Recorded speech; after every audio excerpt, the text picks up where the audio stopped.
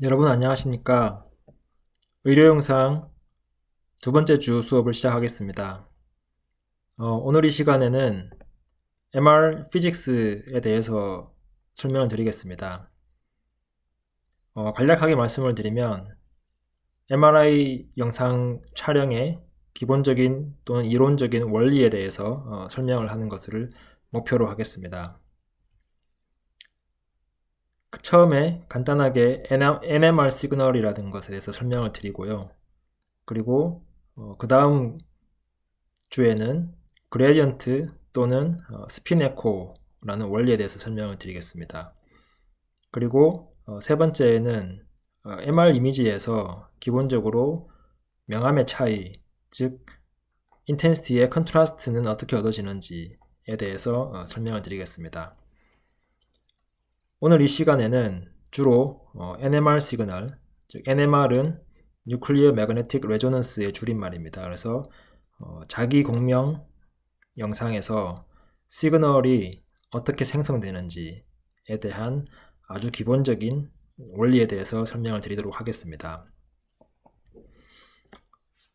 우선 전체적인 내용을 개괄적으로 그림으로 설명을 드리면 왼쪽으로 가는 패스가 있을 수 있고요. 오른쪽으로 가는 패스가 있습니다. 저는 주로 이 왼쪽으로 가는 패스에 대해서 설명을 드리도록 하겠습니다. 그리고 중간중간에 오른쪽에 있는 이 이퀘이션들을 가져와서 보충 설명을 하도록 하겠습니다.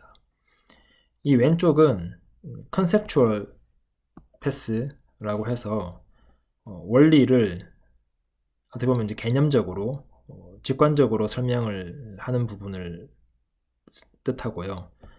오른쪽은 퀀티테이티브 패스라고 해서 정량적으로 수식적으로 설명하는 부분입니다. 크게 간략하게 전체 과정에 대해서 설명을 드리면 여기 중간에 있는 요 패스를 유념해 보셔야 되는데요. 저희가 관심 있는 것은 이 최종적으로 MRI에서 시그널이 어떻게 생성되는가입니다. 간략하게 설명을 드리면 저희가 관심이 있는 이 하이드로젠 뉴클라이 수소원자는 자기 공명 영상에서 가장 중요한 역할을 하는데요. 자기장에 의해서 이 하이드로젠 뉴클라이가 영향을 받습니다. 이 하이드로젠 뉴클라이는 외부 자기장이 주어지면 스핀, 즉 회전 운동을 하게 됩니다. 이 회전 운동을 하는 하이드로젠 뉴클라이가 어떤 하나의 시스템을 이루게 되고 그 시스템은 시스템 그 전체의 입장에서 외부 자기장이 주어졌을 때 회전 운동을 하게 되고요. 그 상황에서 저희가 외부에서 또 다른 자기 웨이브를 걸어주면 에너지를 흡수하게 되고 그리고 걸어줬던 그 외부 웨이브를 멈추면 그 시스템은 에너지를 방출하게 됩니다. 그 과정이 바로 이 전체적인 MR 시그널을 얻는 과정인데요. 이 에너지를 흡수시켜주기 위해서 외부 자기장을 걸어주는 과정, 그리고 그 자기장으로부터 에너지를 흡수하는 과정을 우리가 엑시테이션이라고 하고요. 이 자기장 웨이브를 껐을 때, 제거시켰을 때 다시 원상태로 돌아가면서 에너지를 밖으로 빼내게 되는데 그 과정을 우리가 릴렉세이션이라고 합니다. 그래서 최종적으로는 이 외부로 나오는 이 에너지를 우리가 측정하게 되는 것이고 그 에너지가 바로 우리가 이미징으로 만드는 MR 시그널이 되겠습니다. 그래서 이 일련의 과정들을 이번 시간에 하나하나 설명을 드리도록 하겠습니다. 먼저 뉴클리어 스핀에 대해서 설명을 드리겠습니다. 이 뉴클리어 스핀은 하이드로젠 뉴클라이가 자기장에 의해서 영향을 받는다. 즉 하이드로젠 뉴클라이가 NMR 프로퍼티를 가지고 있다 라고 이야기를 하고 있습니다. 하이드로젠 뉴클라이는 두 가지 큰 특징이 있는데요. 하나는 magnetic moment, 또 다른 하나는 angular momentum입니다. 저희가 흔히 이 자석을 생각을 해보면 이 자석 주위로 자기장이 형성됩니다. 그래서 이 자기장의 형성에 의해서 철가루를 이렇게 뿌려 놓으면 이 철가루는 그 자기장의 방향에 의해서 이렇게 방향을 따라서 얼라인이 되게 되죠. 정렬되게 됩니다. 이러한 특성이 바로 마그네틱 모먼트에 해당하는데요. 하이드로젠 뉴클라이, 즉 뉴클라이 그 자체 하나하나를 놓고 보면 외부에서 어떤 자기장을 이 방향으로 걸어주면, 예를 들어 존재한다고 가정을 하면 그것에 의해서 이 하이드로젠 뉴클라이가 스핀 운동, 회전 운동을 하게 됩니다. 그래서 우리가 흔히 스피닝 프로톤이라고 해서 스핀 운동을 하고 있는, 회전하고 있는 프로톤 양성자라고 이야기를 합니다. 근데 이런 이제 마그네틱 모먼트의 특성에 의해서 하이드로젠 뉴클라이는 결국 외부에서 어떤 자기장이 주어졌을 때 그거에 의해서 반응하게 되는 것이죠. 그리고 그 반응이 나중에 보면 앵글러 모멘텀, 즉 그 외부에서 걸어주는 자기장의 방향에 의해서 크게 이 스피닝 프로톤의 자체적인 축, 이 축이죠. 이 회전축, 이 회전축이 다시 전체적으로 회전하게 됩니다. 그 앵글러 모멘텀인데요. 그 부분에 대해서 추후 나중에 다시 설명을 드리도록 하겠습니다. 그래서 결국 우리 몸속에 있는 하이드로젠 뉴클라이들이 자기장에 의해서 반응하게 되고 그 자기장에 의해서 반응하는 현상이 바로 NMR properties가 되겠고요. 그것을 이용해서 결국은 MR 영상을 만들어내게 된다가 이제 가장 기본입니다. 그래서 NMR은 뉴클리어 매그네틱 레조넌스의 줄임말인데요. 저희가 예를 들면 물 한 컵을 생각해보면 물에 있는 하이드로젠 뉴클라이들이 있죠. 이 하이드로젠 뉴클라이들이 결국 자기장에 의해서 영향을 받아서 NMR 프로퍼티를 가지고 있기 때문에 스피닝 운동을 하고 있고, 그것의 특성을 우리가 이용을 해서 어떤 에너지를 디텍트하게 되고 그게 결국은 나중에 MR 영상이 된다가 되겠습니다. 자, 그러면 MR 이미지를 이해함에 있어서 이 NMR이라는 것이 굉장히 중요한데요.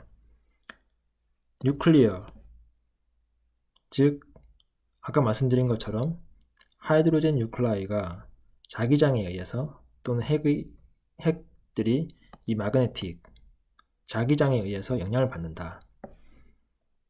그런 특성이 굉장히 중요하고요.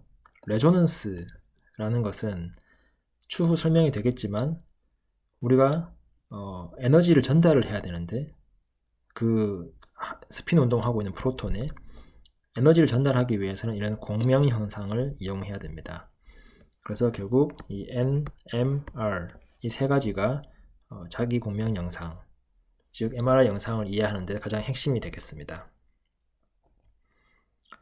자, 그러면 요 둥근 스피어 하나하나를 하이드로젠 뉴클라이라고 가정을 하면요. 이 하이드로젠 뉴클라이는 전체로 봤을 때 하나의 시스템을 형성하게 됩니다. 그래서 뉴클라이 하나하나가 NMR 프로퍼티에 의해서 자기장이 주어지면 그 자기장의 방향에 의해서 어느 정도 얼라인 되게 되고요. 아까 앞에서 설명드린 것처럼 자석 주위의 자기장의 방향에 의해서 이 철가루들이 방향을 가지고 얼라인 되듯이 하이드로젠 뉴클라이의 프로톤이 이 스피닝 축을 중심으로 회전 운동을 하고 있죠. 그래서 요 하이드로젠 뉴클라이 하나하나는 각각 축을 가지고 회전 운동을 하고 있습니다. 근데 이러한 뉴클라이들을 전체를 시스템으로 이해하자면 이 시스템 전체에 어떤 하나의 운동축이 생깁니다. 그걸 우리가 매그네티즘이라고 하고요. 이 넷 매그네티즘, 뒤에 나오겠지만 넷 매그네티즘은 요 하나하나 뉴클라이들의 엑시스, 즉 벡터들이죠. 3차원 공간에 있는 벡터들, 이 벡터들의 합으로 계산이 됩니다. 그래서 벡터 썸이 이 시스템 전체에 하나의 매그네티즘이 되고, 그 축을 중심으로 이 시스템이 스피닝 운동을 하고 있다, 이렇게 이해하시면 되겠습니다. 여기 위에서 그림을 보시면 한 가지 유념을 하셔야 되는 게 있는데요. 외부에서 예를 들면 이 방향으로 자기장을 걸어줬다 라고 하면 이 하이드로젠 뉴클라이들이 이 외부에서 주어진 이 자기장에 의해서 온라인이 돼서 정렬되게 됩니다. 처음에는 그냥 랜덤하게 이 엑시스들이 존재하다가 외부에서 자기장을 걸어주면 그 자기장에 의해서 정렬이 되게 되는데요. 보시는 바와 같이 이 뉴클라이들은 크게 두 가지 형태로 정렬이 됩니다. 하나는 외부에서 걸어주는 방향과 나란하면서 동일한 위쪽 방향으로 엑시스가 존재하는 뉴클라이들이 있고요. 또 다른 하나는 그 윗방향과는 반대로 여기 보시는 것처럼 아랫방향으로 화살표가, 즉 스피닝 엑시스가 존재하는 뉴클라이들이 있습니다. 그래서 외부에서 예를 들면 윗방향으로 자기장을 걸어줬을 때 같이 윗방향으로 얼라인 되는 이런 스피닝 프로톤을 패러렐이라고 하고요. 반대로 아랫방향으로 얼라인 되는 뉴클라이드를 엔타이 패러렐 디렉션이라고 합니다. 그래서 전체적으로 보면 위쪽 방향으로 스피닝이 걸리는 뉴클라이들과 아래쪽 방향으로 스피닝이 걸리는 뉴클라이들의 그 벡터들의 서메이션으로 전체 시스템의 방향이 결정된다. 그런데 지금 이 example에서 보시는 것처럼 패러렐한 디렉션의 뉴클라이들이 엔타이 패러렐한 디렉션의 뉴클라이드를 보다 개수가 더 많기 때문에 전체 벡터 썸을 하면 이 시스템의 방향은 윗방향으로 결정이 된다. 이렇게 이해하시면 되겠습니다. 자, 그러면 아까 말씀드린 것처럼 외부에서 주어지는 자기장의 방향, 이것을 우리가 대문자 B라고 하면요, 아래에서 윗방향으로 주어졌다. 그러면 저희가 이 시스템에 현재 5개의 스피닝 프로톤을 생각하고 있다고 치면 3개는 윗방향으로 패러렐한 상태가 되고요, 2개는 아랫방향으로 엔타이 패러렐한 방향이 되겠습니다. 자, 여기서 한 가지 우리가 또 유념해야 될 것은 패러렐한 스피닝 프로톤, 여기와 여기와 여기가 되겠죠. 요 3개의 에너지 상태하고 엔타이 패러렐한 스피닝 프로톤, 여기와 여기가 되겠죠. 이 두 가지 엔타이 패러렐한 스피닝 프로톤 하고 패러렐한 프로톤은 에너지의 상태가 다릅니다. 그래서 엔타이 패러렐한 애는 위에 에너지 상태로 보면 하이 에너지 상태를 가지고 있고요, 패러렐한 스피닝 프로톤은 아래쪽, 즉 로우 에너지 상태를 가지고 있습니다. 그래서 2개의 스피닝 프로톤은 하이 에너지, 3개의 스피닝 프로톤은 로우 에너지 상태가 되는 것이죠. 자, 요때에 요 에너지의 디퍼런스는 이렇게 계산이 되는데요. 일단 지금 현재 중요한 것은 2개의 에너지 상태가 서로 다르다라는 것이고요. 요 밑에 그림에서 보시면 여기 B0가 우리 MR 영상을 촬영할 때 처음 외부에서 걸어주는 그 자기장의 방향이 되겠습니다. 그리고 이 B0는 또한 그 자기장의 세기, 스트렝스를 저희가 흔히 이제 노테이션 합니다.